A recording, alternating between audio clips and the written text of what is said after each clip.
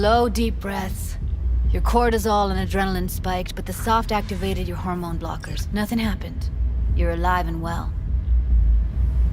That was too much. The game we've been waiting for ever since we saw those awesome flying cars in Blade Runner, it's almost here. We've been waiting for Cyberpunk 2077 since they announced it way back in 2012. We know you've been waiting too, so please don't be jealous, cause we got to play it. Like, for 4 hours, it was awesome. We know the wait can be agonizing, so maybe we can just take the edge off a little bit by telling you about the first few hours of the game, and we'll keep the spoilers as minimal as we can. CD Projekt Red has repeatedly touted how Cyberpunk 2077 will present you with meaningful choices, so we were curious about how that would measure up in the game itself. If the first few hours are an indication, CDPR ain't lying. From the very beginning, you're presented with an incredible range of meaningful decisions. Naturally, character creation will have far-reaching effects on your character's looks and playstyle. Before you start exploring Night City, you're presented with another huge choice, your origin story. Now, this isn't something that happens in a menu, you're actually going to play it. You can pick from 3 backgrounds for V: Nomad, Street Kid, or Corporate. We went with Nomad since it seemed the most Mad Max. Hey, if we're not making decisions based on 80s sci-fi, then we're not doing it right, you know? The demo opens up with some simple car trouble before the local sheriff waddles in to hassle us. What kind of cyberpunks would we be if we didn't totally ignore authority figures, right? No need to worry. I won't be staying long. Didn't answer my question now, did you? We tell Dad to cram it and get to work. Apparently, someone wants something smuggled into Night City. The only problem is Night City is past the northern-southern California border, so we're gonna have to smuggle it through the Border Patrol. Luckily, we just happen to be a scrappy, nameless nomad who will do just about anything for a few Eurodollars. But to successfully get the package across the border, you'll need help. From there, we meet up with Jackie Wells, who you might remember from some previously shared gameplay demos of Cyberpunk 2077.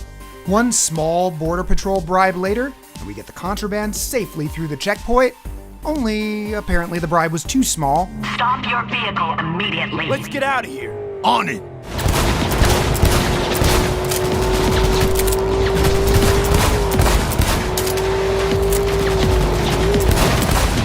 After a few very impressive explosions, we find a place to lie low with Jackie until the heat blows over. Not to mention, pop the top on that contraband to find out what's inside. What, you want us to spoil it? No way! There is honor yet among cyberpunks. But this, as they say, is the start of a beautiful friendship between V and Jackie. From there, you team up to pursue a life of action and glory in Night City. But again, we only played that entire sequence because we chose to start as a nomad. The other 2 origins are wildly different, though they do establish the same groundwork to start the game. As a street kid, you meet Jackie while boosting a car before getting busted by the cops. As a corpo, Jackie is your street contact until you get betrayed by a coworker and burnt by your own company. These origin stories are more than just 3 unique intros to the game. We're told V's origin will echo throughout the entire game's story, with specific dialogue options and story paths opening based on the origin you choose. The setup sounds kinda like 2009's Dragon Age Origins, only like with more guns and neon. Could have crushed us. Okay, no, hey, we ain't looking for no beef with you. Once you finish your origin story, you move right into the E3 2018 demo. You know, where you and Jackie must bust into that den of scavengers and save the lady in the ice bath. Our gameplay and story beats played out largely as they did back then, with a ton of small differences that would honestly take too long to completely catalog. Rather than recap all of those events, let's focus on new gameplay elements that we haven't seen before. The biggest one is Brain Dance, which, yeah, it's as cool as it sounds. Brain Dance is full immersive VR, allowing you to experience the sights, sounds, smells, even the feelings of someone else. It's the dominant form of entertainment in the world of Cyberpunk 2077, allowing you to walk the red carpet as a celebrity, perform to a stadium full of cheering fans, and some things that venture into rated M territory. While most of Night City curls up with the latest brain dance, or BD, after a day of work, V can use it to uncover important information. As the subject with the BD recording implant moves through recorded scene, you're able to fly around in 3D space and scrub through all the data the implant picks up. Full cam control in analysis mode, so move around, zoom in and out, whatever else you come up with. Think of it as your own little sandbox. If you've played Tacoma, available on Xbox Game Pass, you're getting the right idea. By alternating between visible, audio, and infrared bands, you can discover clues and information that will help you do whatever it is you're trying to do. In practice, this means you can use Braindance to scout out targets in advance, noting the location of alarms, cameras, and guards. Or not.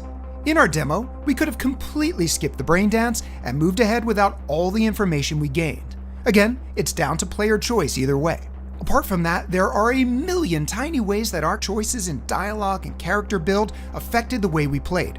For example, we built our character to be a frail, techie hacker man, great with computers, but maybe not the beefiest boy on the playground. And yeah, once the bullets started flying, we hit the deck pretty quick. You will die fast if you're not built to take damage. You'll die fast if you can't take damage. Yeah, that's some real shoot it until it dies logic, huh? Well, it sounds obvious, but a low HP pool has serious implications beyond just getting flatlined. Dialogue options directly impact the outcome of conversations, to the point where the same chat can either end a conversation with a friendly wave or a bullet depending on what you say. We tried to play it tough with the Maelstrom gang a few times, and we got a handful of game over screens as a result. It became clear that we were playing outside of our character build and had to play to our strengths instead: misdirection, stealth, and subterfuge. Rather than drawing guns at the first sign of trouble like a good video game protagonist, we started de-escalating in conversations. Telling people what they wanted to hear or throwing around some money to calm the waters ended up being far more effective than pretending to be a tough guy. And just like that, our dialogue options started to sync up with our character build. Not only was our hacker man geared towards stealth, but had to leverage social nuance to stay alive. Who knew an RPG might have you, I don't know, play your role? What a concept! Finally, we'd like to comment on an aspect of the game that doesn't revolve around player choice but is noteworthy nonetheless. We came to Night City expecting a den of urban decay, packed with human vice and suffering. Even CD Projekt Red's previous series, The Witcher, takes place in a cruel world that often leads to stories of human and inhuman viciousness.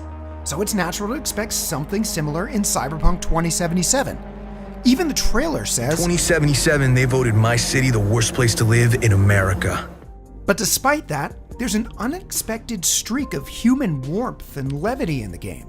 From the big brother we always wanted in Jackie, to the calming bedside manner of Victor the Ripper Doc, the denizens of Night City are just as quirky and funny as they can be mean and aggressive. This is pointless. I know where I'm gonna strike before I do it. Typical. Knew I'd say that. You're for a fight. Which one of you's my guy? Me! After a few hours with Cyberpunk 2077, we get the sense that this is a world where humanity has merged with technology, rather than a world where humanity has been erased by it. To Night City. And the afterlife. Ha ha! Which, to be honest, is completely unexpected. We came to Cyberpunk wanting to see if it would deliver a deep RPG that truly rewards player choice, and it looks like it does. We didn't expect to come away so charmed by the world and its characters. Because of this, we can't wait to spend more time in Night City. Unfortunately, wait we must. Cyberpunk 2077 releases on November 19th. And don't forget, via the magic of smart delivery, when CD Projekt Red delivers an Xbox Series X optimized version of Cyberpunk 2077, you'll automatically get upgraded once it's available at no additional cost. Good to see you too, Jack. How you been?